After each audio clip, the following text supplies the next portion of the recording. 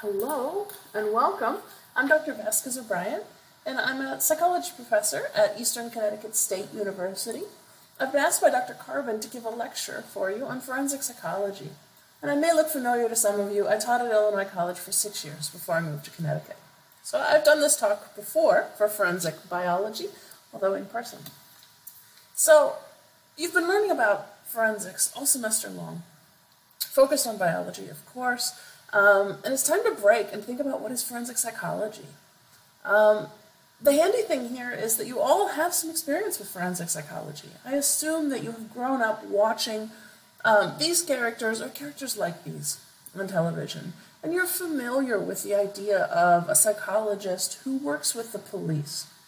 So let's go ahead and put what you have learned into practice. Let's give you a real live case study and see how you do. So I'm going to go ahead and read this to you, and then I would recommend that you pause the video and see if you can come up with suggestions to help the police. Okay? Now, everything that you've learned so far is not going to be helpful. There's no biological evidence that you can use here. There's no fingerprints, there's no DNA, there's nothing like that. Okay? You're going to try to come up with psychological help for the police. So here we go. The first bomb was found at a power company. It was called the Con Edison Power Company. It was a pipe bomb that was actually placed on a window ledge inside the company. It did not explode, and it was accompanied by a note. And the note read, "Con Edison crooks, this is for you, FP." Okay? A year later, a bomb was found a few blocks away on the street. Now, there was no note to tie the two bombs together, but the construction was very similar. And that bomb also failed to explode, and it was found inside a sock. 3 months later, a note was sent to the police that said, "I will bring the power company to justice. They will pay." It was again signed FP. And it was written in block lettering, handwritten, and it was very similar to the note that had been found a year and a half before with the bomb on the window ledge of the power company. 4 months later, a bomb was found inside a train station, unexploded. A month after that, a bomb exploded finally inside a library. People were injured. The same month, a bomb exploded in the same train station. This went on and on and on. Over a period of 16 years, 32 bombs were placed throughout the city. About 15 of them exploded. No one died, but at least 16 people were injured. So put yourself in the position of a forensic psychologist, pause the video, and see if you can come up with any tips that might help the police figure out who they're looking for. Okay, we'll assume you've either done that or you haven't. This was a real case. The year was 1956, and the police were stumped. There had been a bomber, the Mad Bomber, as he was called in the news, on the loose in the city for 16 years. It was New York City. 32 bombs had been planted, 15 people had been injured. The police were really taking a lot of heat over this because they could not catch the perpetrator. They were no closer now than they had been 16 years ago. So the police chief tried something they had never done in the past. This was arguably the start of forensic psychology. The police chief went to James A. Brussel, who was a psychiatrist with expertise in the criminal mind. And for those of you who have taken a psych class before, Brussel, and this is the chap with the beard over here, was a Freudian psychologist. So quite focused on unconscious influences, on drives, and things of that nature. The police captain, the captain of the New York City Police Department, his name was Finney, he gave Brussel a briefcase that had all of the evidence that he'd collected. And this is why there was no forensic evidence. There were no fingerprints. There was no DNA. It was 1956. But he gave him what he had and he sat down. And according to his biography, written later, Brussel concluded within hours a series of things. And he told the captain, "You're looking for a paranoid schizophrenic." And that's someone who's going to be very reclusive, very antisocial, consumed with hatred against imagined enemies. I mean, this is a grudge holder. It's been 16 years. They're still planting pipe bombs through the city.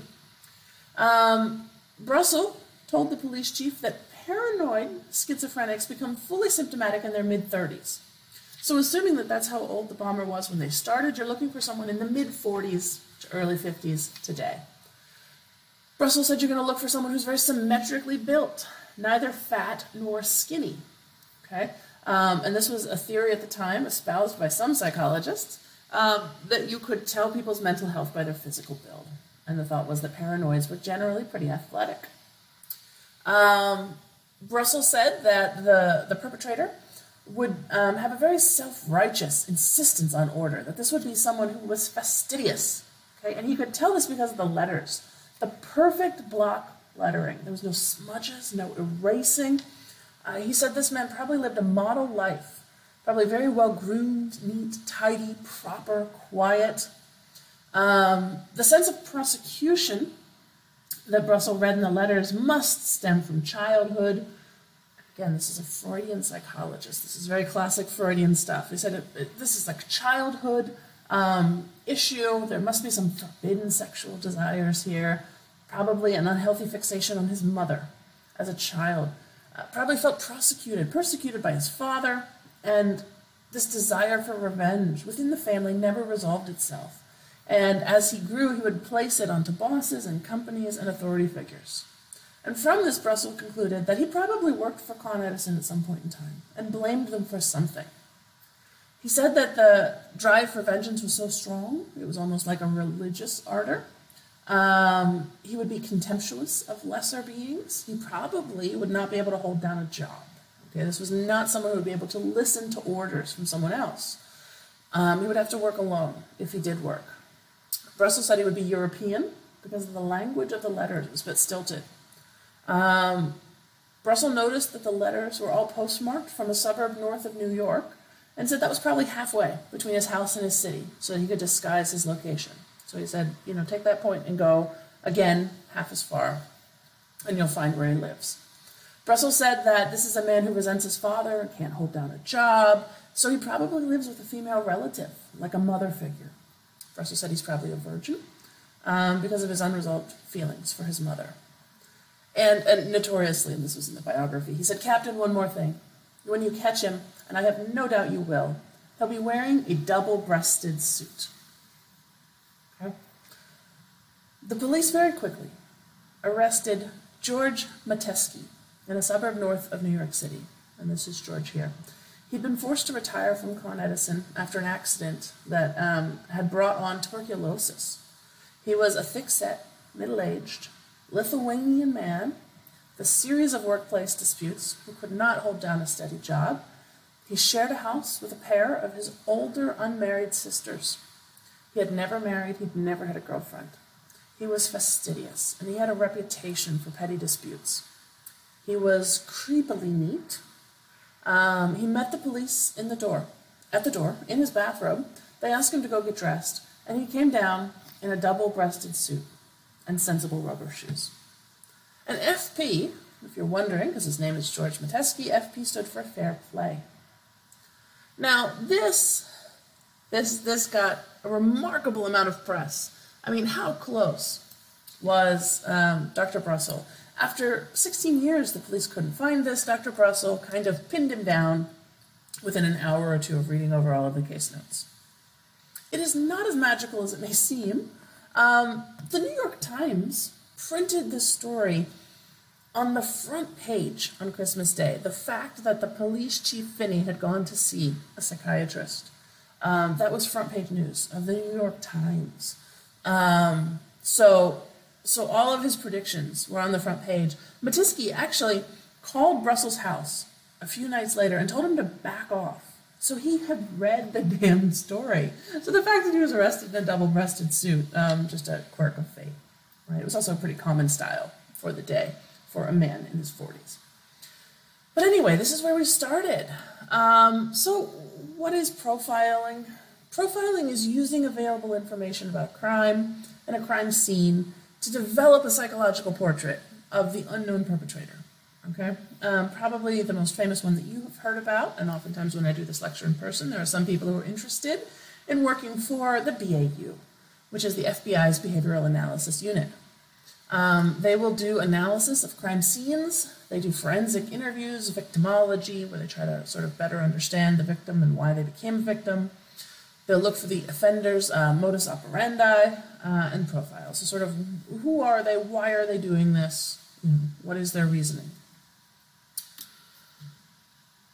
They have steps that they go through at the behavioral analysis unit for this.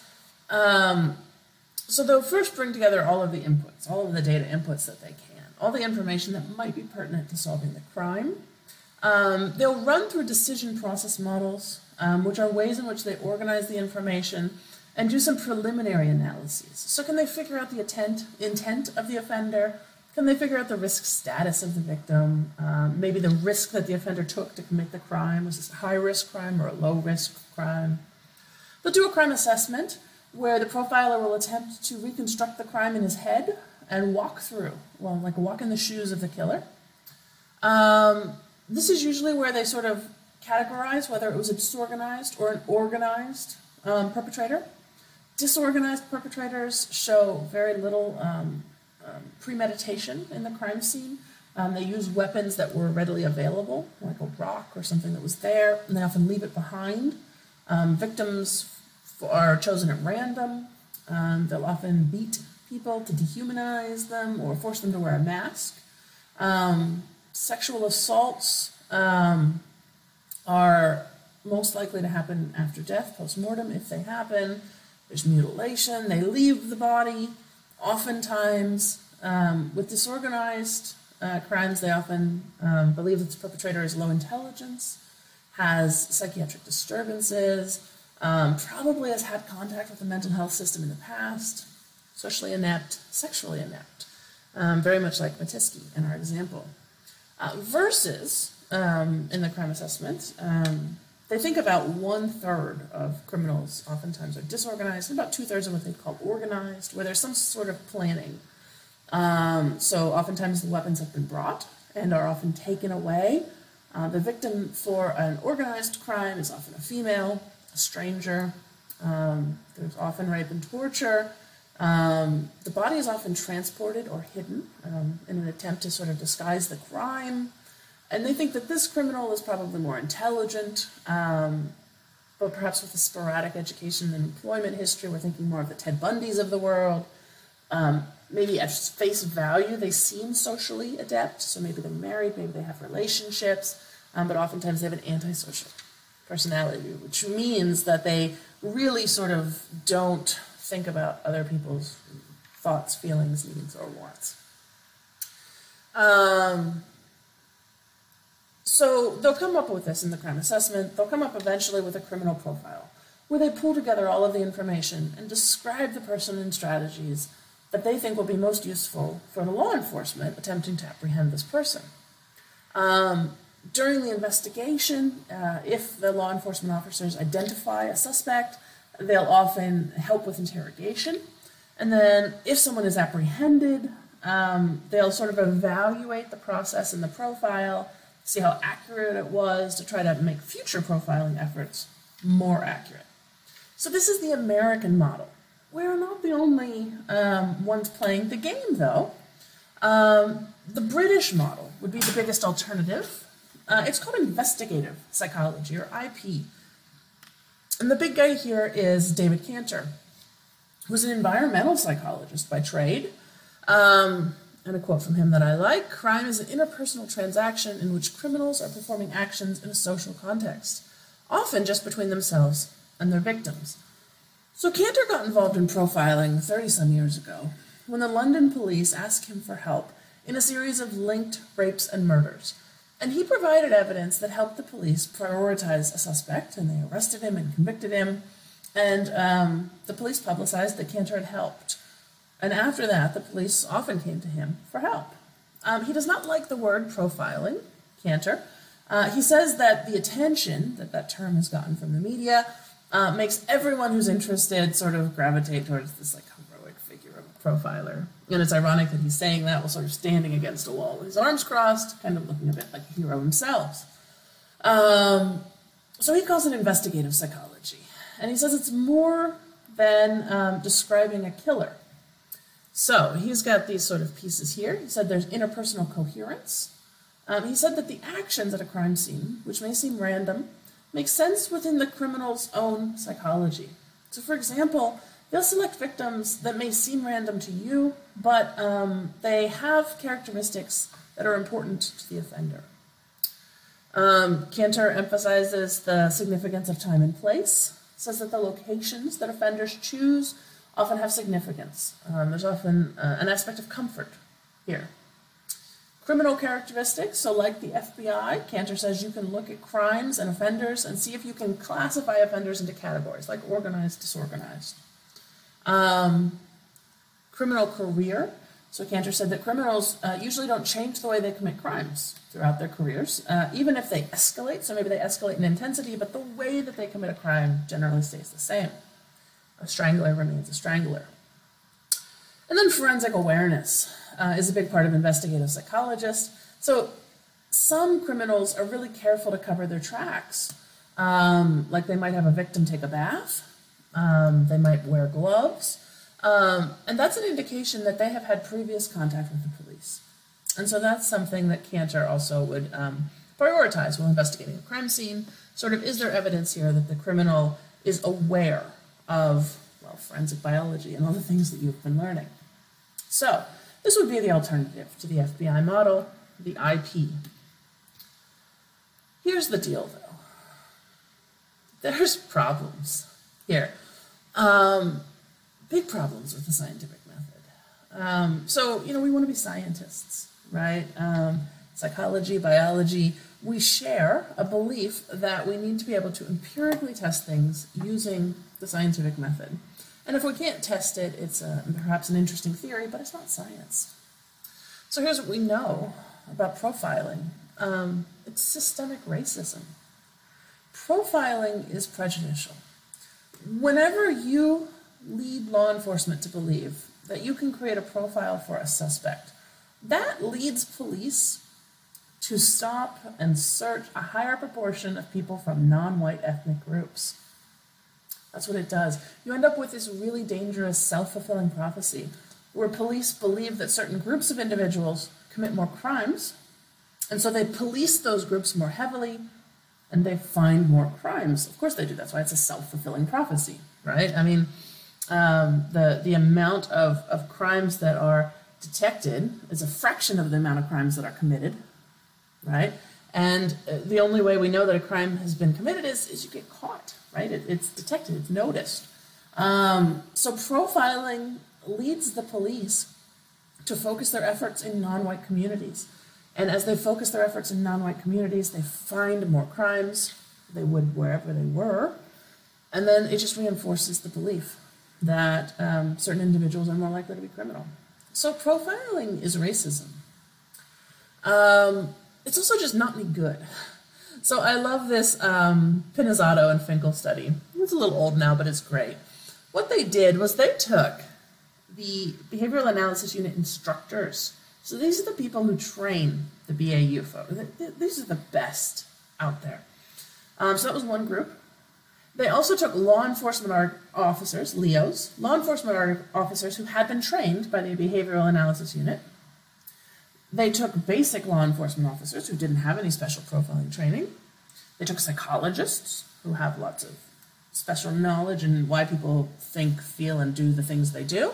And then they took a group of university students like you who are wonderful individuals but do not have any real special training here. And they gave them very detailed case studies, and they asked them to create a profile of the criminal. And these were not random case studies, these were case studies in which the criminal was known. So they were able to evaluate the accuracy of the case studies. And what they found for a homicide case was that none of the groups did any better. So, they all produced a profile, and here's the nice thing for you guys, is that the profile that you would produce is just as good as the profile of the offender that a psychologist would produce, a law enforcement officer would produce, a law enforcement officer specially trained by the FBI's BAU, and the FBI's BAU themselves. All equally good, or let's put this another way and be honest, all equally bad.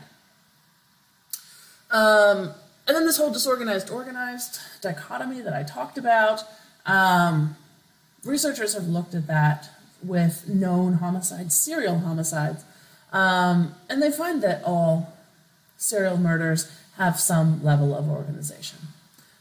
So from statistics, from science, we know that attempts to categorize behavior into things like organized and disorganized is artificial and it's inaccurate. This isn't science. It sounds fun, it's interesting, it makes for great TV, but it's not science. So that's the BAU. I don't want to just pick on the Americans. How about the Brits? They're no better than us. This investigative psychology alternative, yeah, not good too. This idea that you can sort of look for interpersonal coherence, you know, it matters, these people, you know, it makes sense, the things that the criminal is doing if you look within the criminal's own mind. There's really no relationship among different crime scene actions. The only sort of useful thing that they found in a study of 112 cases was that would help distinguish was non-physical things, like whether or not they stole from the victims or whether or not they apologized to the victims. That was slightly useful. This whole emphasis on time and place being meaningful. You can talk about the circle hypothesis here. So there was early research into some serial killers that led us to believe that they would encounter and abduct all of their victims close to their home and then travel, usually in a different direction for each crime, and dump the body. And as they progressed, they were more likely to dump the bodies closer to home. So that's the circle hypothesis. That is also not supported by more recent research. It does, in fact, seem that a lot of times the time and the place does not have any particular special meaning. Criminal characteristics, you know, we've already sort of covered this whole idea of disorganized and organized. There's no science there. Career criminals, right? This is the idea of interpersonal psychology, that criminals don't really change their feathers, that they escalate, but they engage in the same acts. If this were true, you would expect, for example, that a child molester would have a history of child molestation. In fact, people who are arrested for child molestation are more likely to have a history of robbery than of child molestation. So, you know, that's not a wonderful sort of useful thing either when you're trying to build a profile. Now, how good is, for example, the FBI's BAU at profiling criminals? We have no idea. We have no idea because they won't release any evidence. They won't tell us. They say they're pretty good. Some indications they say that they're right more than 80% of the time. But there's no proof. And as scientists, when there's no proof, we're a bit suspicious. And there are things like that fun study where they set up the BAU along with all of the other groups and profiled criminals and found that the BAU was not more accurate in their profile than, well, you undergrads.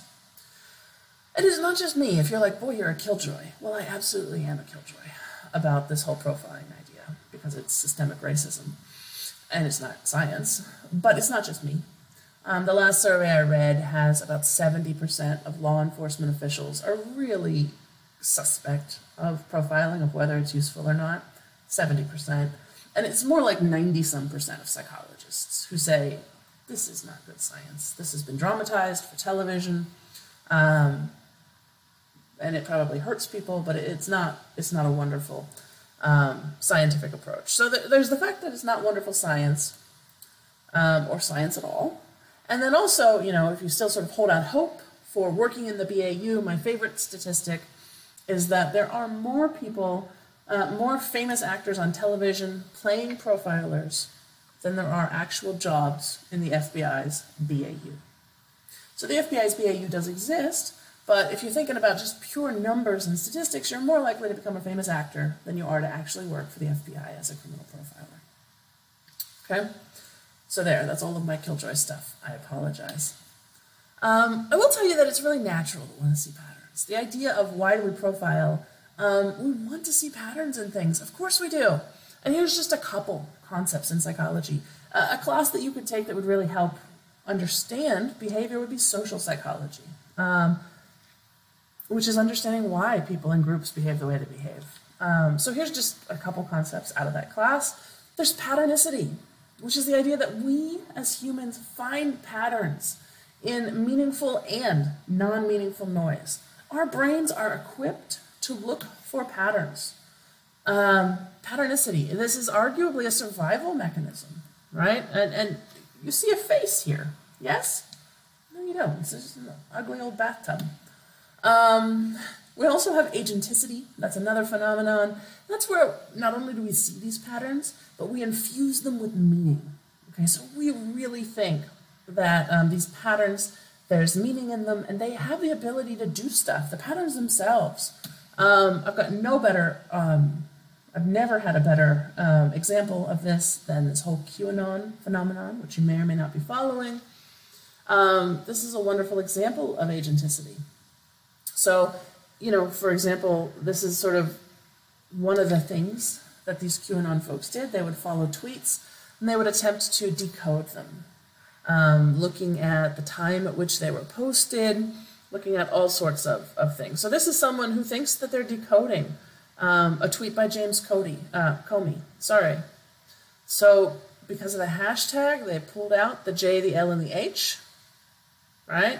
Or I guess it's an I. Jihad. They came up with that word, which I suppose you could. They took the first letter of every one of these lines, and they came up with Grass Valley Charter School Foundation. And they decided that something would be happening there on May 11th, 2019.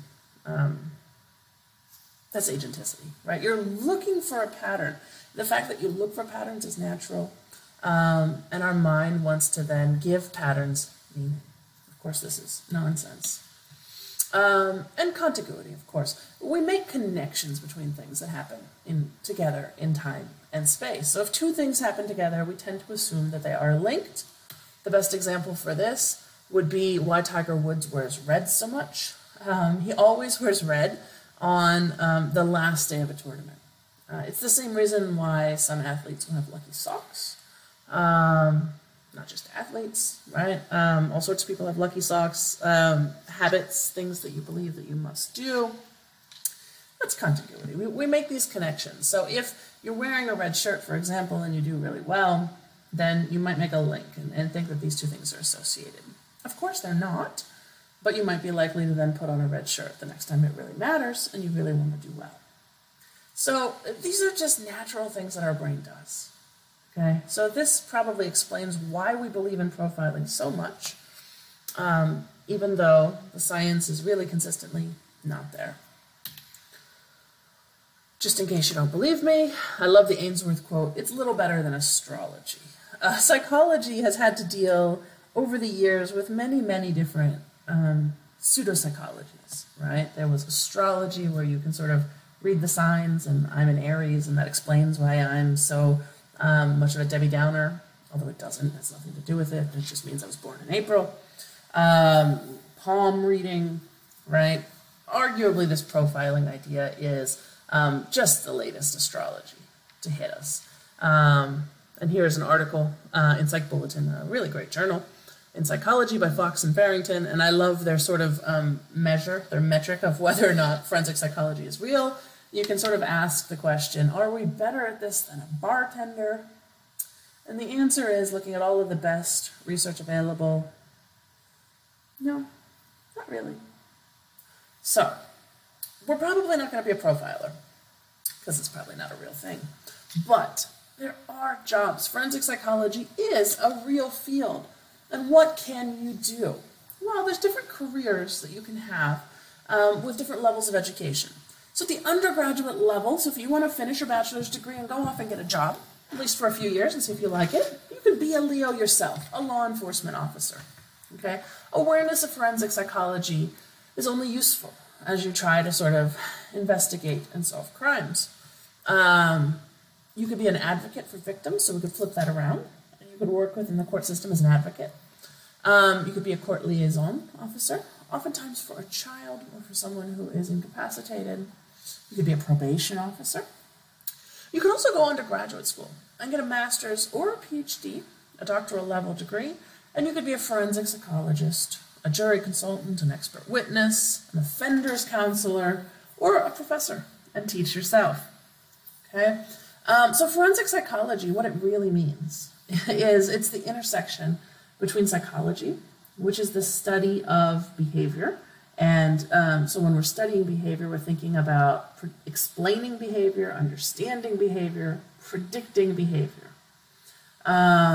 So forensic psychology is the intersection between the study of psychology and the legal system. Okay? So it's anything that's in that realm, where it's helpful to understand behavior, and it's also helpful to focus on law. So you notice forensic psychologist is up there, and you might be like, well, what do they do? Because you said they're not a profiler. They're not. Forensic psychologists typically work in courtrooms. And it's usually something that they do as a consulting job. A forensic psychologist, until very recently, has been a clinical psychologist. So someone with a master's or a PhD in clinical psychology, in focusing on mental illness. And they have done the forensic stuff as a consulting side gig, if you will. There has been a growth in interest in forensic psychologists, arguably because of all of the television shows. And there are schools now that are offering a degree in forensic psychology. It's often clinical psychology with a lot of side study of law. So what do? They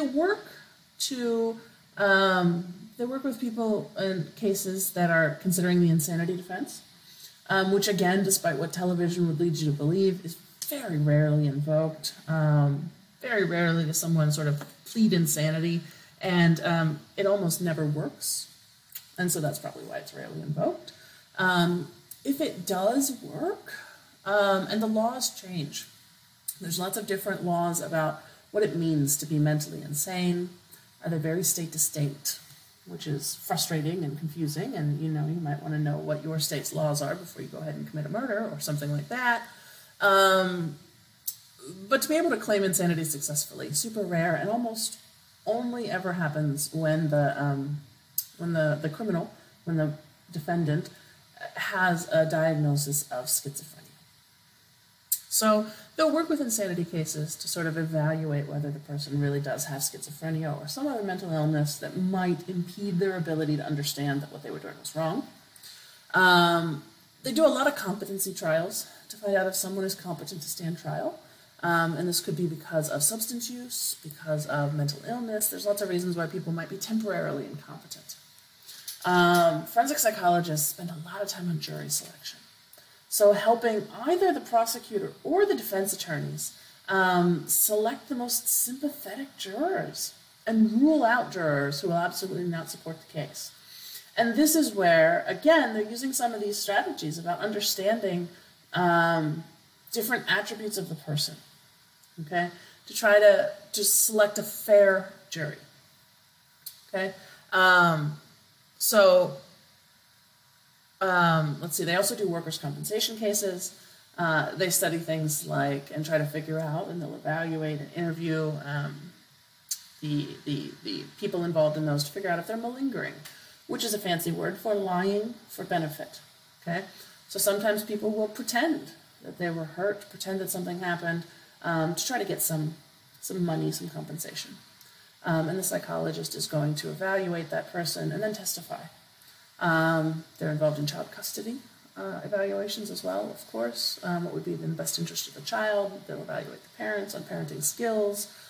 And they'll also testify just about general psychological and neurological claims that are being made by either, again, the prosecutor or the defense attorney. And so, as I said, they're expert witnesses for the state and for the defense. Although, interestingly, there was just an article that came out that said forensic psychologists are using a lot of really shaky science, and no one is questioning them on it. So this is an area in which we need to be a lot better.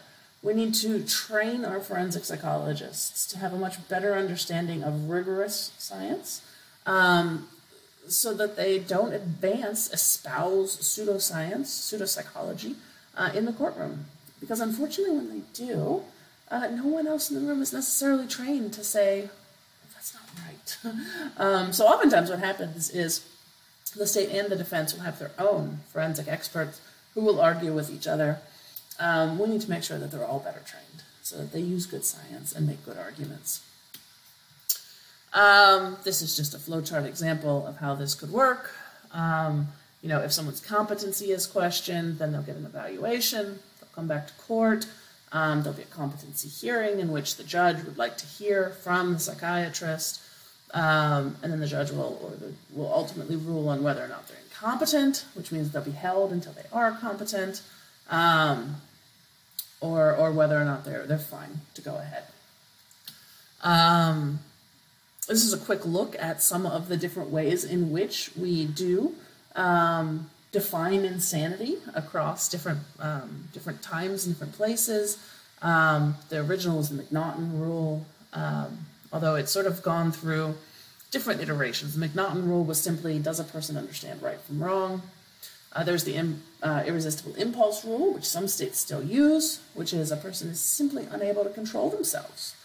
There is the product test, so there's a mental disease or defect that played an important role here. There's the American Law Institute definition, which is pretty modern, which is that the person was unable to tell right from wrong, or they were unable to control themselves. And then there is, of course, guilty but mentally ill as a diagnosis as well, which means that the person is responsible for the crime, but the court recognizes that they were mentally ill. And so they might have some consideration when it comes to sentencing. So anyway, understanding all the nuances here would be really important for a forensic psychologist. So how do you become a forensic psychologist if you want to? There's this great resource out there. You can Google it. It's a couple years old now, but it is still the most current resource we have. It's called the Guide to Graduate Programs in Forensic and Legal Psychology. And you can Google it and you can find this whole big PDF with lots of information. I'm just kind of taking you a clip that is a summary of some of the PhD programs. And I think they're alphabetical here, although I went to Arizona State myself, and that is one of the earliest PhD programs to develop a forensic psych program. It takes 6 to 7 years to finish that program, because essentially what you're doing there, a general PhD takes about 5 years. So what you're doing with that one, and I was at ASU, so I'm familiar with their model. They spent a couple years in psychology, then they went over and they essentially got a JD. They got a law degree, and then they came back, they finished psychology, they did a psychological internship, and they were out in the world. 6 to 7 years, though. I mean, that's a decent commitment. And I like this table is useful, so it tells you sort of what they want, what kind of GREs or GPAs are they looking for, what are the admissions, so for example, ASU gets 15 to 20 applicants for every one spot. Do they have money? Do they have grants and stipends and assistantships that they give the students to help offset the cost? Yes, they do. Do they waive tuition? ASU does not, although you can see right under it, Drexel does, et cetera, et cetera. Okay, so this is a great resource. If you really are interested in pursuing a degree in forensic psychology, look up this guide. And there are absolutely jobs here, right? And here's just a couple of them. You really could be a profiler for the BAU. It's extremely unlikely. You would need preferably a degree in a master's degree in psychology. You would also need law enforcement experience. It doesn't pay remarkably well. The CIA is always looking for psychologists and analysts. They pay a little bit better, depends on the degree. So you can kind of see here. You can be a methodologist. The pay range is quite broad. So if you've got a bachelor's degree, you're starting on the bottom there, and if you have a PhD, you're coming up towards the top. Or you can be a clinical psychologist for the CIA. And they do. And the FBI and the CIA do both recruit psychologists at all times, typically clinical. So typically folks who have expertise in disorder. Or you can be a forensic psychologist, and it's usually contract work. It's oftentimes consulting. So that's why I say the pay in Illinois, the average in Illinois is about $60,000, but that's really meaningless. That's not their salary. That's how much they get for this gig. It's a side gig. They often usually have their own practice as well.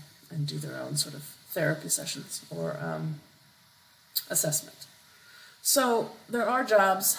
You could certainly also work at the bachelor's level. I gave a few jobs there. It's definitely a field that has a lot of potential. Unfortunately, it's a little bit handicapped because what it really is not what people think it is. So I would encourage you, if you're interested in pursuing forensic psychology, to really take some time, dig into some of these resources, particularly this guide, get a better sense of what it really is, of what your career options coming out would be. Always get a sense of how much it's going to cost you versus your likelihood of getting a good paying job in the field and how much you're going to make. I don't want to discourage you fully. If you really are passionate about the law and psychology, it's a wonderful career field to pursue, and you can go out there and make it better, right? So thank you, and I hope you enjoyed or learned something new from this video, and hello from Connecticut.